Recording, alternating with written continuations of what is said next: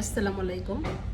আজকে আমি তৈরি করব কাস্টার্ড শরবত।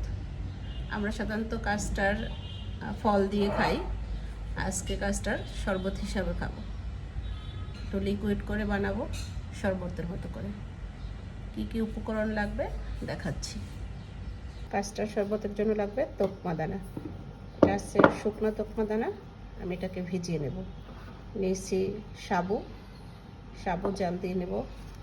তারপর দুই ধরনের জেলি, এটা আছে স্ট্রবেরি, এটা আছে অরেঞ্জ। লাগবে কাস্টার্ড পাউডার, চিনি, এবং আমি গুঁড়া দুধ দিয়ে করব দুধ। এখন আমরা রান্নায় চলে যাই। প্রথমে জেলি বানিয়ে নিচ্ছি। জেলির প্যাকেটে যে মেজারমেন্ট কাপ থাকে সেরকমই পানি নিয়ে আমি বানিয়ে নিয়েছি। প্রথমে অরেঞ্জ জেলিটা বানিয়ে নিলাম, এই যে এখন পাত্রে সেট করতে দিলাম। এরপরে স্ট্রবেরি। জেলির প্যাকেটে 2 কাপ পানির কথা বলা থাকে, কিন্তু আমার মনে হয় একটু কম নিলে ভালো, কারণ 2 কাপে জেলিটা কেমন পাতলা পাতলা হয়। স্ট্রবেরি জেলিটাও সেট করার জন্য রাখলাম পাত্রে, ঠান্ডা হলে ফ্রিজে রেখে দেব। তারপরে সাবুর জাল দিয়ে নিচ্ছি। এখন বাজারে সাবুর অবস্থা খুবই খারাপ, যেই সাবুই আনি কেমন কর্নফ্লাওয়ারের মতো একদম গলে যায়।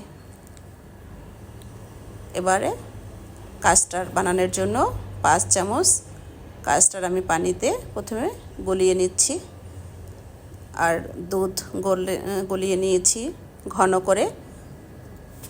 তার মধ্যে গোলানো কাস্টার্ডটা দিয়ে এই যে দিয়ে দিচ্ছি। এরপরে চিনি দিয়ে দিলাম আমি 2 কাপ। চিনি পরে হয়তো চেক করে লাগলে আরও দেবো। আপনারা আপনাদের প্রয়োজন অনুযায়ী বা পছন্দ অনুযায়ী মিষ্টিটা দিয়ে নেবেন। আমি এই গোলানো দুধের ভিতরে এখন আরও পানি দেব, কারণ আমি বানাবো 20 কাপের মতো শরবত, সেজন্য পানি বেশি করে দিয়ে এটা জাল দিয়ে নিচ্ছি। আর যেহেতু শরবত, কাস্টার্ড মিল্কটা পাতলা করে জাল দিয়ে নিচ্ছি। এই যে এরকম পরিমাণে পাতলা হবে। কাস্টার্ড জাল দেওয়া শেষ, জেলিও সেট হয়ে গেছে। এখন কেটে নিচ্ছি ছোট ছোট করে।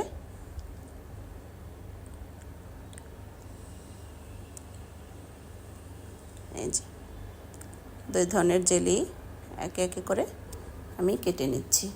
প্রথমে স্ট্রবেরিটা কেটে নিলাম, এবারে অরেঞ্জটা।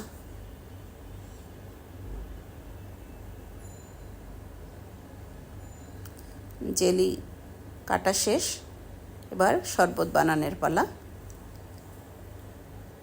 গ্লাসে প্রথমে দিয়ে দিলাম সাবু, 2 চামচ সাবু, তারপরে তোকমা, এরপরে জেলি দিয়ে দিচ্ছি। প্রথমে স্ট্রবেরি জেলি, তারপরে অরেঞ্জ জেলি,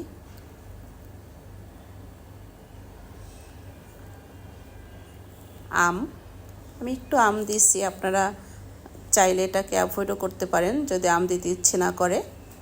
তারপর দিয়ে দিলাম বরফ। এভাবে আমি 2টা গ্লাসই করে নিয়েছি। তারপরে এই যে বরফ দিয়ে, তারপর কাস্টার্ড মিল্ক দিয়ে এটাকে এখন একটু মিক্সড করে নিলে হয়ে গেল শরবত। এই যে রেডি হয়ে গেছে আমার কাস্টার্ড শরবত।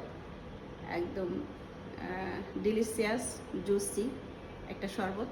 আপনারা গরমে ট্রাই করতে পারেন।